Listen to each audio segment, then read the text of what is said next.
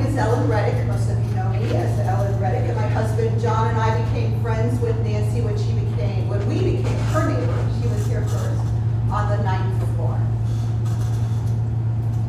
We come together today to remember Nancy Dolan-Brady, and also to support each other. I would like to share this poem titled Memories. Life can never stay the same, no matter how hard we try. Our hands can never stop the clock of life from ticking by. But love remains unchanging in the care of sorrowing hearts. For as the life of live is still, the love of memory starts. So now I've cried. I haven't. So it's all fair game. Starting us out right. Sorry. I was hoping I wouldn't. All right. Thank you, Ellen. That was lovely.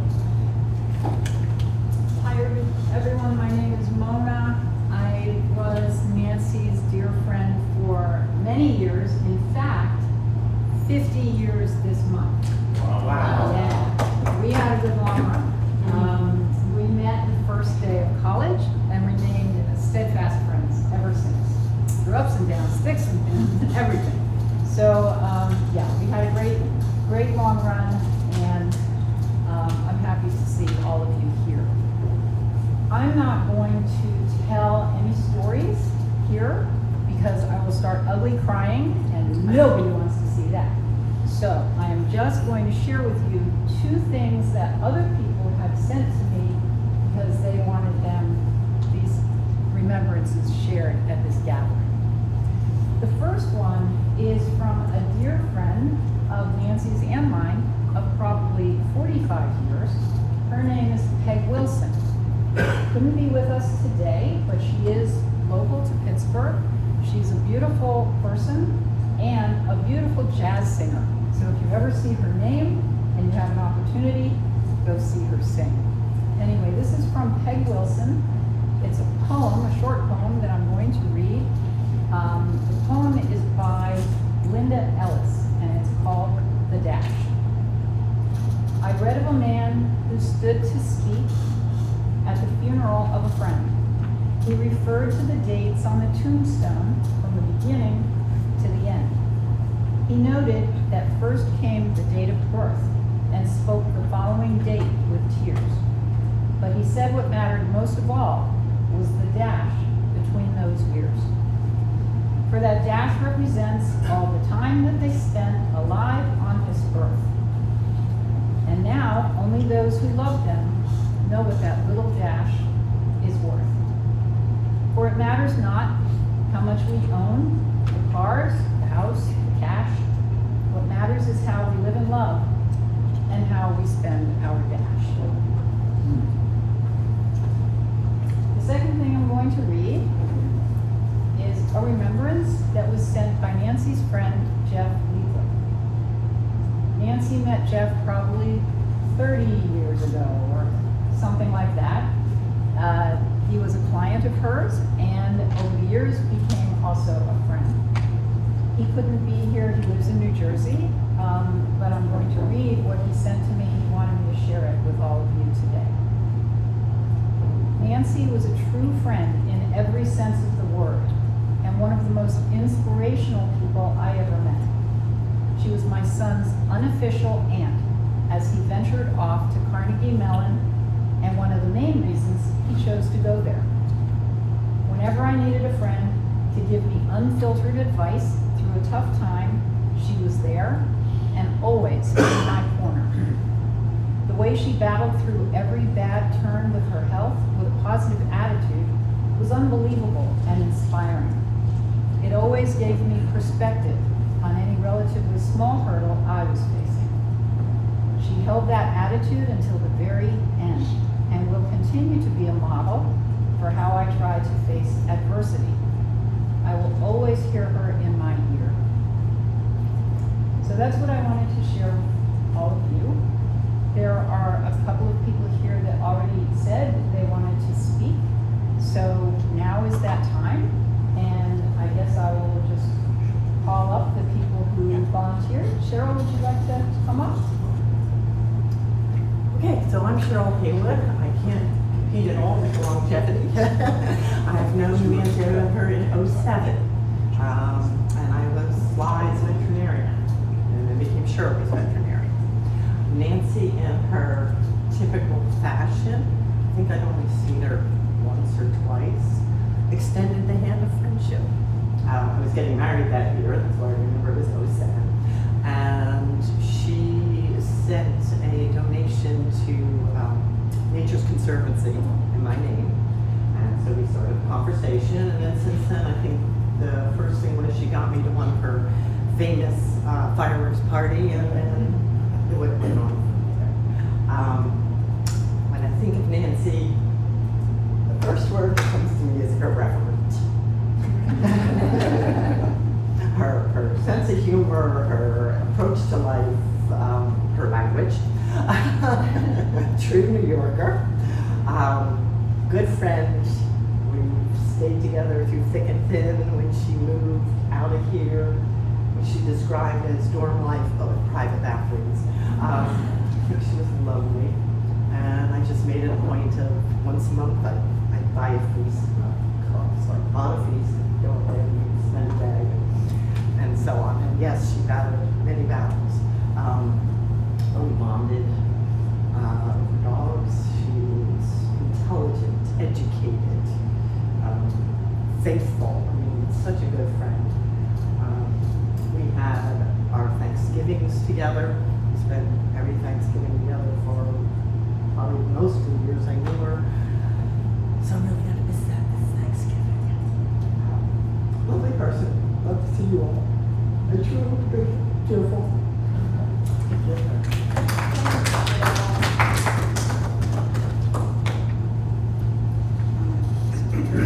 And David, I think you wanted to say a few words, yes?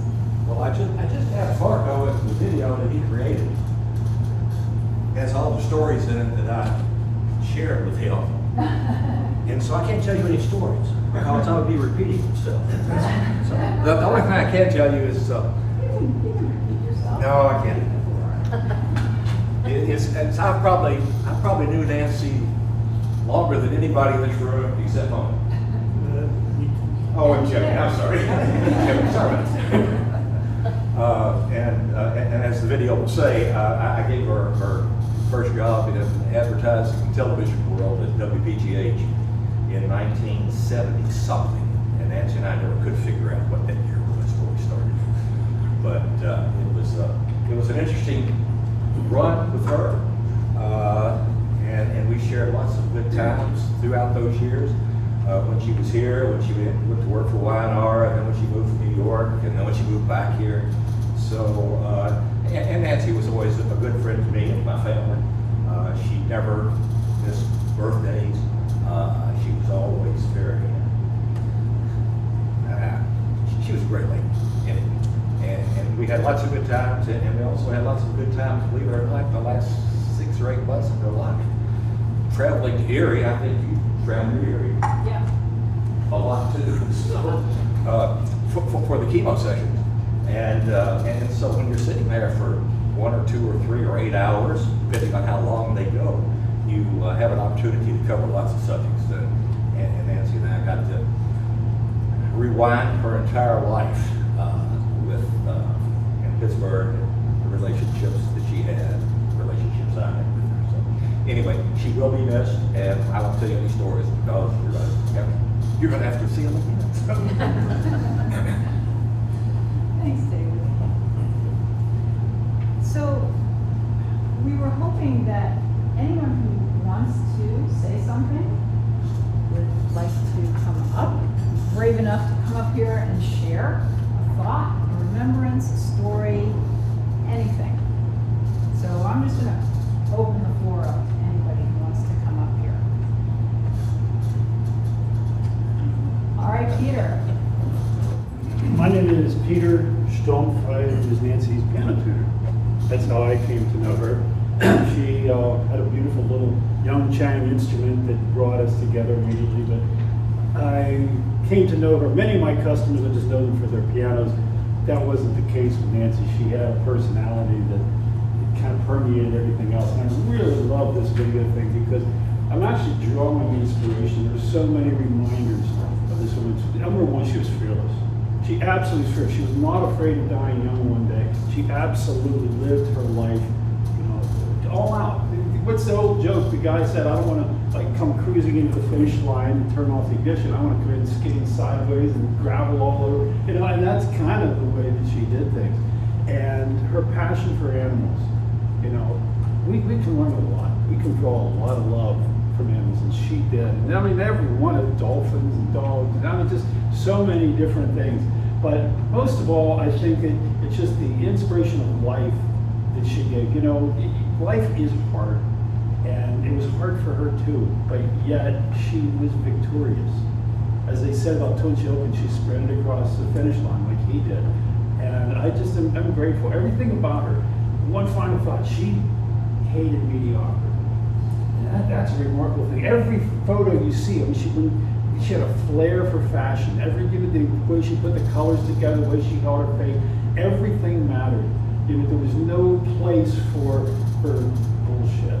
You know, I'll go ahead and say it. And for that, I'm grateful because, like I said, when you have people in your life, they become pillars, and you draw upon those later in life whenever you wonder, well, how do I handle this situation? Well, someone like Nancy actually gave you some information through all the hours you spent with her. So I feel very grateful to have known her. That little piano, by the way, we used it. We had an event right out here a few weeks ago. The piano was serenading downtown Pittsburgh, and now that piano is in a teaching studio at Carnegie Mellon University, and will probably be there for at least another generation. Wonderful. My name is Duane, and I am the long-distance friend. I came down from Boston today, but I was the one who dragged Nancy to India. Right? And I think many of you heard the stories of that trip. Some of my friends in Boston will say, "Look, why are you going to Pittsburgh today?" And it's like, it's the memorial service for a recruiter that I met in 1996. Huh? You wouldn't understand. It's Nancy. So we stayed in touch. You know, she would call me occasionally. We're like, hey, do you know anybody good that might be good for this position? But mainly we stayed in touch because it was fun to talk to Nancy. So we talked several times when I lived in India for 3 years, 2004 to 2007. And she would always say, oh, I'm so jealous. India's so fascinating. I've always wanted to go. And I'd say, stop whining and come on over. Be careful what you ask for. Stop whining and come on over. So in 2007, she joined me for, it was at least 2 weeks for a grand tour. Another friend of mine from Boston joined us. She called him Darth Vader because he wore a CPAP machine, and he called her Bam Bam because of her ponytails, or pigtails, I guess. And I'm very proud that it was one of the experiences of her life. I was probably not a great host. She had just recovered from surgery, and I was kind of oblivious to that. So let's do this, let's do that.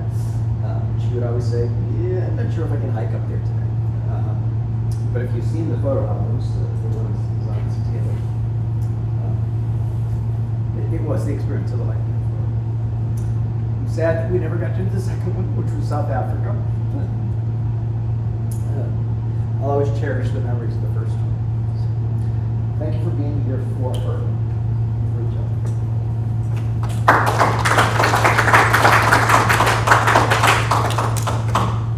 Thank you all for sharing these lovely stories. Would you like to come up, John? Just a real quick one. Come on.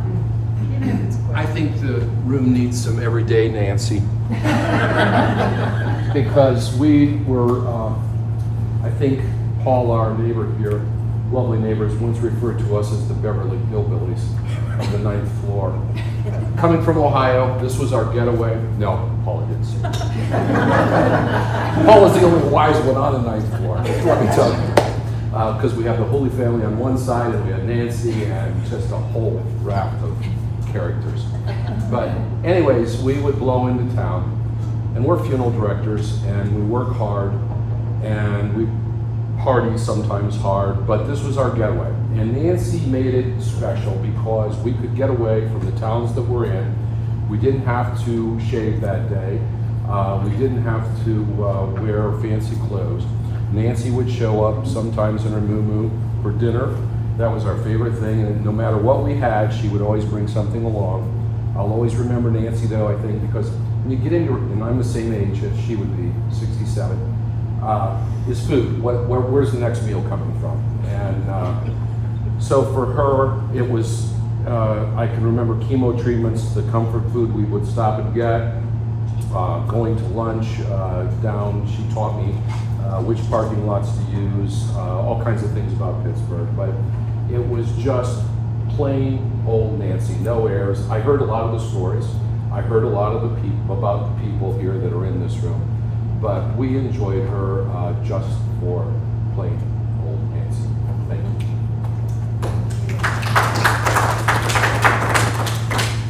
Thanks, John. Nancy was many things to many different people.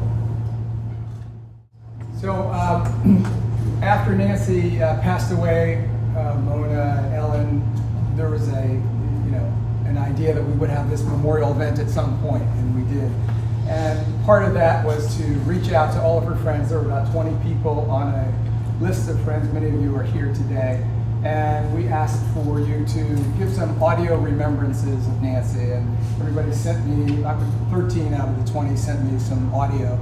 So over the course of the summer, I've been just sort of chopping it up into these stories that, are what you'll hear today. So there's 13 people, it's about 20 minutes long. I thought, gee, that's pretty long, but I didn't want to take stuff out that people said, and I didn't want to editorialize that way. And then I figured, well, she lived 60 plus years, 20 minutes, let's give her 20 minutes. I thought I knew Nancy, but sitting here listening to other people talking about her, I learned a lot more about her, and I think you will too. I think we all know her in a certain way, but I certainly learned more about Nancy. And one thing occurred to me that I just want to pull your attention to. You'll hear about her business career and her early career in the advertising business. And one of the things she worked on was the Army account in the advertising agency days. And there was a campaign called Be All You Can Be. And maybe some of you remember that campaign. I put a piece of that into this video. But what's interesting to me is, and I look back at that video piece, it was an inspiration for who Nancy was. She wanted to be all that she could be. And I'm sure that campaign and her working on that influenced sort of her attitude about her professional life. She was a go-getter. And then in that commercial, I noticed there were people jumping out of airplanes. And I thought, I wonder if that's where she got that.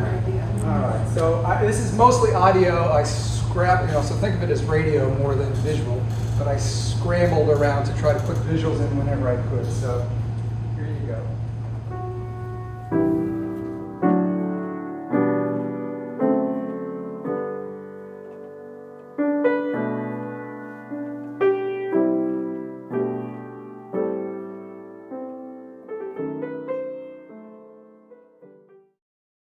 In August 1998, after joining Young and Rubicam, I was introduced to my colleague NDB on the U.S. Army advertising business. For 4 years, Nancy and I shared an office wall and immediately bonded over shared lifetime experiences.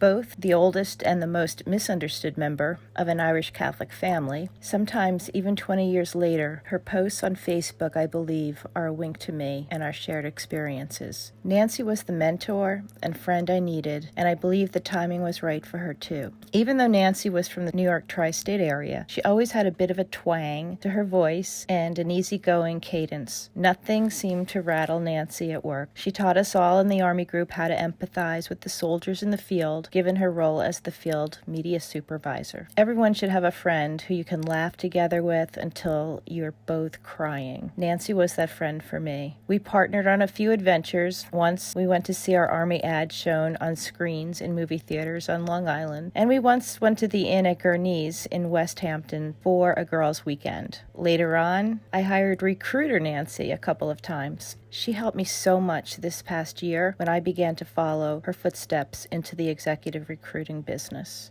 Nancy was always a giving and authentic human, a real trooper, and a hero to us all, and a true best friend to me. I shall miss you, Nancy. You've always been there for me. I can't wait to laugh and cry with you again.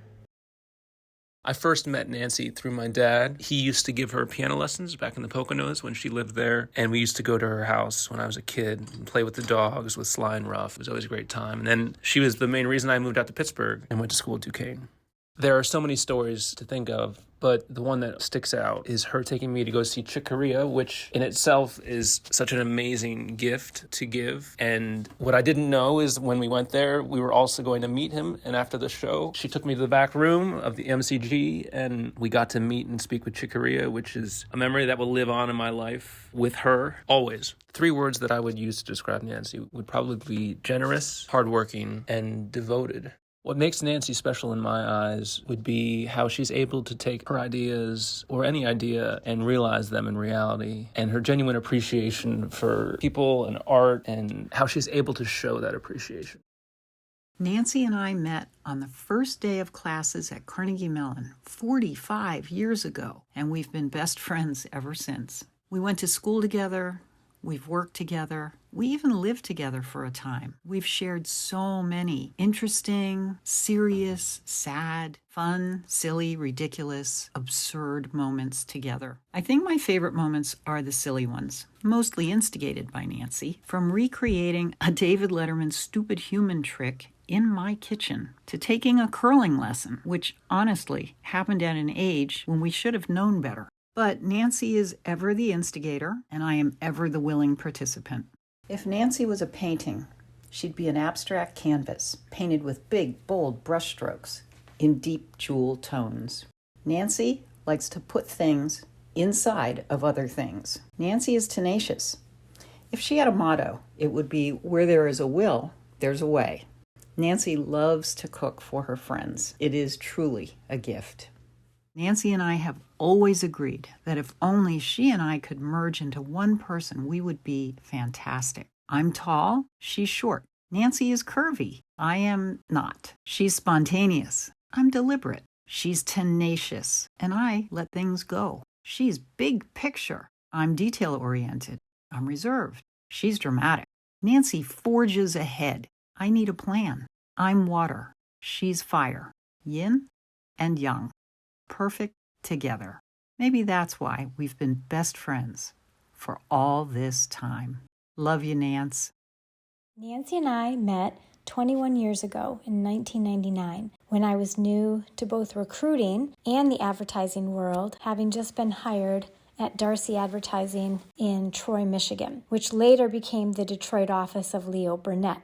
From her Pennsylvania base, Nancy was helping me identify candidates to fill account roles all over North America to work on our then Pontiac and Cadillac brand business. Nancy was the gold standard for research. The agencies, their work, their players. She spent a great deal of her time getting to know her candidates so she could help them reach their career goals and simultaneously make good matches for her agency clients. She was not only a superstar recruiter, but a mover and a shaker herself, having worked in the hot seat of New York advertising for some time. She really knew how to sell, whether it was her business, her candidates. She was so well researched and so prepared you couldn't help but take each submitted candidate seriously. I was the new kid, she had the tenure. I truly respected and trusted her advertising prowess. You know, I never told her this. At first, I was really intimidated by Nancy. She was a strong, educated, experienced agency and recruitment powerhouse.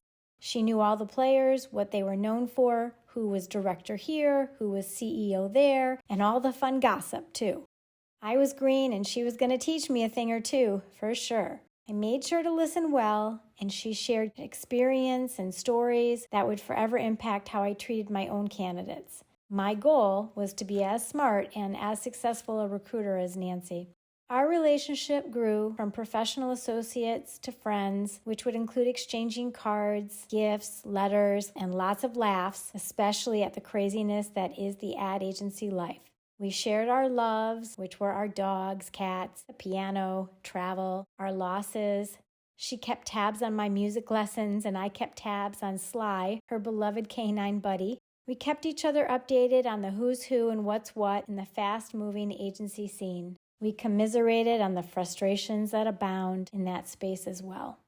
3 words I'd use to describe Nancy: assertive and intelligent. Really, that's 2 words, but she was well-read, educated, savvy, cultured. She loved to travel, adventurous. She would try anything that looked fun. So the interesting thing about my 20-plus years with Nance is that we've never been in the same state. We've always lived hundreds of miles from one another. That said, she's been one of my closest confidants all these years. It hasn't stopped us from picking up the phone, picking up right where we left off last. She's been a mentor, an advocate, and friend to me. I don't have that many people in my life I can say that about. I feel like I got the golden ticket when I met Nancy Dolan-Brady, and you just can't replace that.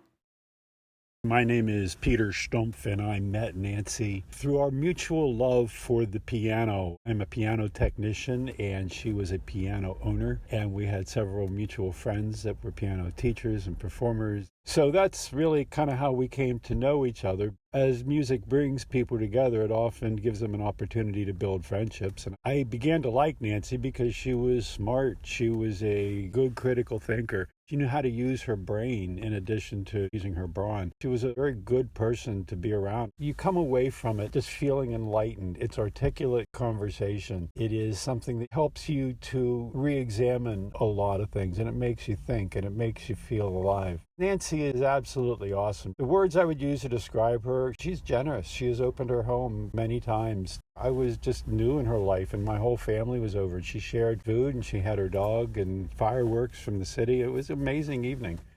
I think she is very insightful. I think she's very helpful to people. She's certainly helped build some careers. Nancy, I love you. You're awesome. As I'm making this message, I'm looking forward to when I get to speak with you again. What a blessing that will be. I first met Nancy in 1987 when I was a VP account supervisor at the ad agency Y&R. We had just won the U.S. Army recruiting advertising contract, and we proceeded to expand upon the successful Be All You Can Be campaign. You're reaching deep inside you, oh, things you've never known. It's been tough, rough going, but you haven't gone alone. We do more before 9 a.m. than most people do all day. Be all that you can be. Hey, First Sergeant. Good morning. Find your future in the Army. Nancy had worked at the previous agency, NW Air. I think she was the primary staff person placed at the Pittsburgh recruiting battalion, and she came highly recommended by the Army client. Y&R brought Nancy on board to hire and manage the staff responsible for the recruiting brigades. Because I was the account person responsible for overseeing the creation of national and local advertising, I worked closely with Nancy. Now, you're familiar with the term herding cats. Well, that describes Nancy's job in charge of the field force. She did it very well. Over the years, we became dear friends, and she and my wife, Mary, became friendly too. When Nancy became an executive recruiter, she had the lead for a job at a small ad agency when Mary was between jobs. Mary was hired, and that job later turned into a bigger job where she worked until she retired. When Nancy was looking to grow her recruiting and consulting business around 10 or so years ago, I chatted with my clever friend Aaron, and he came up with her moniker as the Fairy Job Mother, and that's the origin of that term. One time, Nancy visited us at our apartment in Manhattan and stayed over. The dinner menu was something Brazilian and included the Brazilian cocktail called a caipirinha. Think Brazilian version of a margarita or mojito. Nancy took a liking to the caipirinha, and with her usual wit, she dubbed it an Ipanema after the famous beach in Rio de Janeiro. There are so many words that come to mind in describing Nancy, but if I have to pick 3, I'd say generous, courageous, and funny. What makes Nancy special is that I can't think of anyone else who combines her smarts, her beauty, her blend of talent for business and the arts, her tenacity, her humor, her welcoming heart for friends and strangers. Recently, I shared with Nancy a quote from the well-known wit Dorothy Parker. Parker once said, "I don't care what's written about me as long as it isn't true." Nancy loved the quote and said, "That's her." My name is Duane LeFevre, and the first time I met NDB was back in 1996 when I responded to one of her recruitment ads for the ad agency for Bell Atlantic Mobile. I was really psyched to be finished with my MBA and ready to pursue a career outside of fast food marketing. The interviews went quite well, and NDB was telling me as soon as I can get the 3 decision makers in the same room together, we will get you an offer. To her surprise, and mine, they came back and said I was overqualified. But there was this awesome position on the Taco Bell account. Next thing I know, I'm heading up a quarter of the Taco Bell account. Wasn't her favorite client, and it certainly wasn't my favorite job, but we never held that against each other, and it was the beginning of a great relationship. We stayed in touch over the years, and we used to talk occasionally after I moved to India in my trailing spouse role. Whenever we would chat, she would always say how jealous she was that I was in India because it was at the top of her bucket list, and every time I would tell her to stop being jealous and book a flight over to visit. She got to check that off her bucket list in 2007 with a 2-week whirlwind tour of India. Her excitement only grew after she booked the tickets and we started to put together the program. I think a few of our hotels are still on her best in my lifetime list. We stayed at some spectacular places like the Imperial in New Delhi, Arma Villas in Agra, and the Oberoi Grand in Calcutta. We packed a lot in, including the Pushkar Camel Fair, which is one of those things that everyone should see but not many people get to. It's a combination state fair, international tourist attraction, and an opportunity for the farmers of Rajasthan to buy and sell their horses and camels. Imagine 10,000 horses and camels being bought, sold, and traded. Well, NDB wasn't quite as impressed with the accommodations. She did like her luxury tent, complete with air conditioning in the desert and the toilet out back. It can be such a treat to tour a country with inexpensive labor and spectacular levels of friendly service. I remember her coming back from the breakfast buffet at one of our hotels, saying to me under her breath, "There's a big bowl of pomegranate seeds already out of the shell," as if it was a secret. It became one of her favorite treats at breakfast every day in our various hotels. If you ever want to see her smile, just say, "Purple shirt, don't trip." We were heading to the Pushkar Fair and running a little bit late. We were rushing to get on the right train at the most chaotic station. The porters were rushing ahead of us with our luggage hoisted on their heads. They knew that the train would leave without us. I was furiously trying to keep them in sight so we would get on the train and with our luggage. She wasn't fully recovered from a surgery and was concerned about tripping. We made it, but whenever I would wear that bright purple shirt, she would laugh and utter her guiding phrase, "Purple shirt, don't trip." If I had to describe NDB in 3 words, I think they would be friendly, genuine, and patient. I think those are the unique strengths that make her so special to all of us. You can just have an easy conversation with her at the drop of a hat. She's the real deal, and she's very patient. I don't think she could do the recruitment job that she has for decades without a big dose of patience. So I've known Nancy for about 15 years. If I had to use some words to describe her, the first would be as a recruiter. That's how we first met. She was the recruiter who helped get me a job in Nashville, Tennessee. She made me redo my resume about 400 million times, and it was all for the better. I got the job. We kept in touch for all these years. The next word I would say would be a mentor. Whenever I would have work questions or updating a resume or having people to refer, I would reach out to Nancy. She'd reach out to me for people and would talk to each other kind of on and off. Always a pleasure talking to her. She's always a tough cookie, but just gave really good, honest advice. And most recently, I'd call Nancy a friend. Like I said, we've kept in touch over the years. We both share love for dogs and animals. And when we would catch up, we'd mostly talk about our dogs. My shelter dogs that I have, and I've seen so many pictures of her pets over the years. She's just a great person. What makes Nancy special to me is just how much she cares for people. Sometimes she comes across as tough, but she's always following up, trying to help folks out. She's just a shining light. She's one of those people that when you talk to her, she's going to brighten your day no matter what. That's why I love Nancy.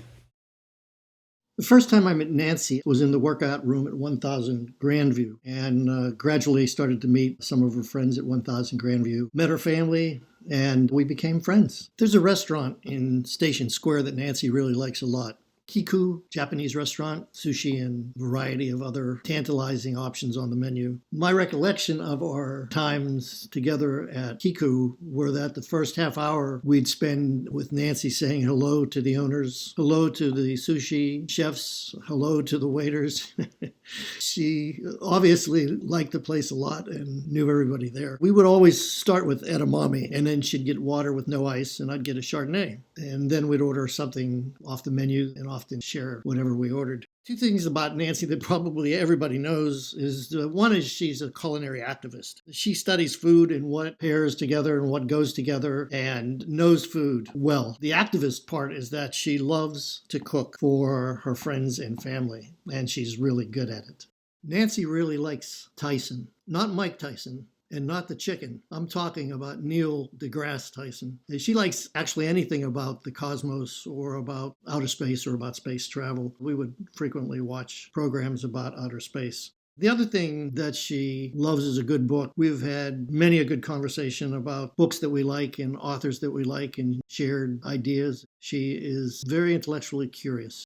The three words I would use to describe Nancy would be tough, kind, and adventurous. And by tough, I don't mean hard. What I mean by tough is just incredibly resilient. She's just able to handle whatever comes her way. She's one of the most resilient people I know. Nancy is a caring person. If I had a dime for every time she told me about who she was baking cookies for or do something for, I'd be a rich man. She's just one of the kindest people I know. Adventurous, well, Christ, she's been to India, jumped out of an airplane, and she's not done yet. She has more adventures in her, I suspect.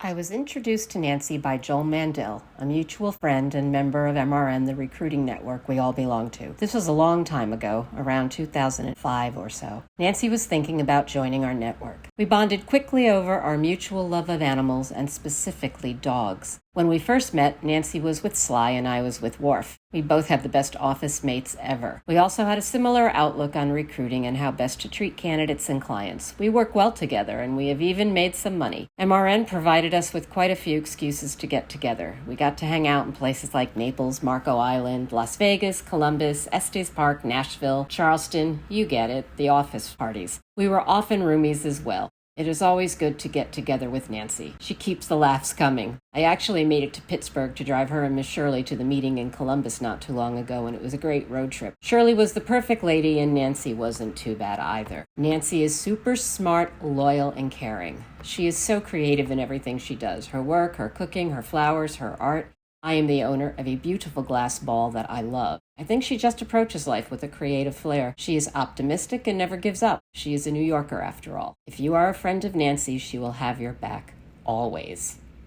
So my first meetings with Nancy were about 15 years ago when my son Ben was on the search for a college, a university to go to. So we went to Pittsburgh for the first time. I had a blast with Nancy. Possibility of Ben being in Pittsburgh at Carnegie Mellon or Pitt would have been great. It didn't turn out that way. That boy went to West Point, but it was the next boy, Chris, and his life in Pittsburgh that solidified my relationship with Nancy. And Nancy became a pseudo mom for my boys, Christopher in particular. She was there for every recital and concert and event gig that Starship Mantis was performing in. She was there to feed my boy many times, and not only dinner that night, but a whole meal to take home to dorm room, apartment room. And she was always there to support him like another mother figure.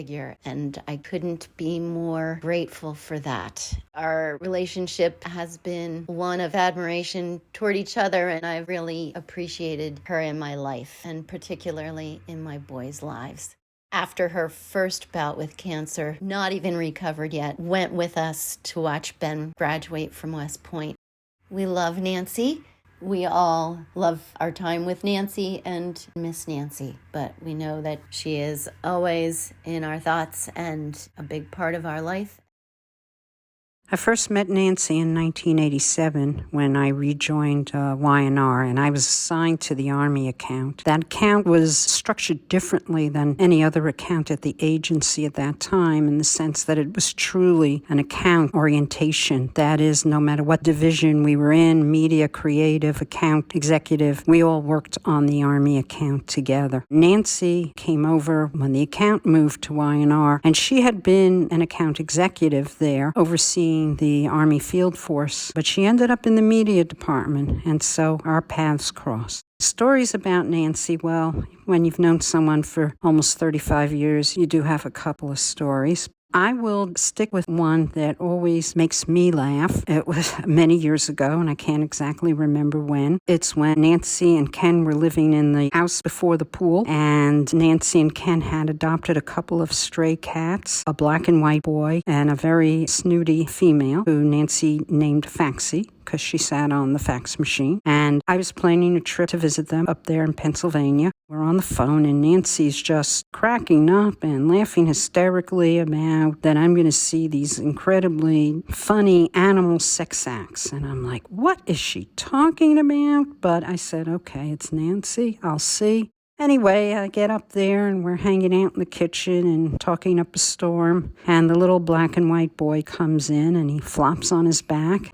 Sly walks in and starts licking the kitty's balls. And the two of us just lost it. Till this day, I still think it's one of the funniest moments I ever experienced with Nancy. So words I'd use to describe Nancy, well, funny as all hell, resilient, incredibly brave, really tenacious. What made her special? Her sense of humor, obviously, but she was a deeply compassionate and empathetic person with a great, generous spirit, a big heart, and she was a wonderful cook, too. I first met Nancy around 1976 or so, just after she had graduated from CMU, and she was applying for a position as art director at WPGH Television in Pittsburgh. I was the production manager at the time, and filling that position was my responsibility. Coincidentally, her husband, John, had also applied for the position, and they were about equally qualified. The major difference was that Nancy seemed to have more drive than John. She had a sharp tongue, a wise-ass remark, and besides, she was a lot better looking than her husband. Being the chauvinist pig that I am, I hired her, a decision I never regretted.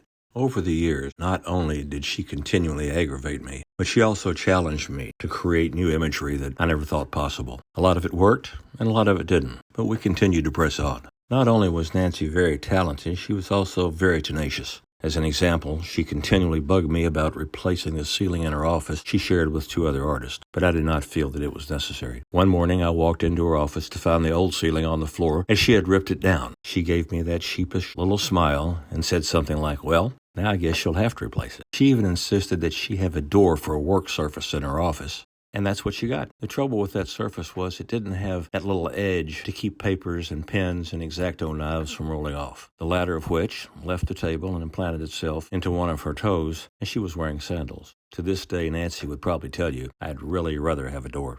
That was only one of the many adventures we had together at Channel 53, including a trip to New York to create some promotional animation. After the first day's session, she was overserved at the hotel bar and was barely able to navigate her way from the Hilton in Manhattan back to her parents' home on Long Island, where she was staying. Needless to say, she was a little late to the studio the following morning. To this day, I don't believe she ever remembered what happened that night. I'm actually surprised she made it home. Today, I look back on that and I'm ashamed that the promotion manager and I didn't get her a room at the hotel and insist that she spend the night. Through those years, and until this day, we became great friends, even though she continued to taunt me with numerous requests, most of which ended up in some kind of disaster, like the time her pet gerbil got loose in her apartment, and she called me at home asking if I could help find and return it to its cage. After a lengthy search, we found the rodent behind the refrigerator, where I stuck my hand to retrieve it. I retrieved it all right, as it bit down on my finger and wouldn't let go for what seemed like an eternity. Fortunately, Nancy was by my side and convinced me not to crush it, but to return it to its cage, to live yet another day. I believe it was that same apartment when I stopped by one afternoon to drop something off at her home. I probably hadn't been there for more than 10 minutes before the smoke alarms went off, because she was trying to bake a tea towel in the oven, which was going up in flames. Fortunately, the sink was adjacent to the stove, where I managed to douse the flames with water.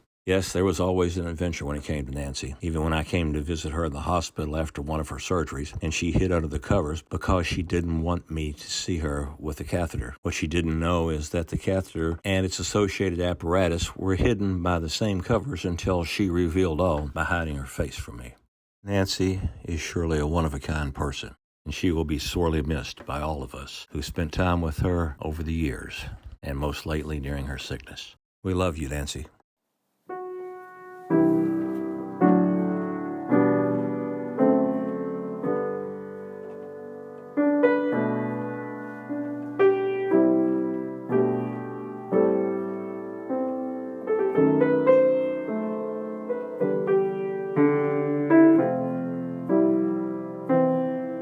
you.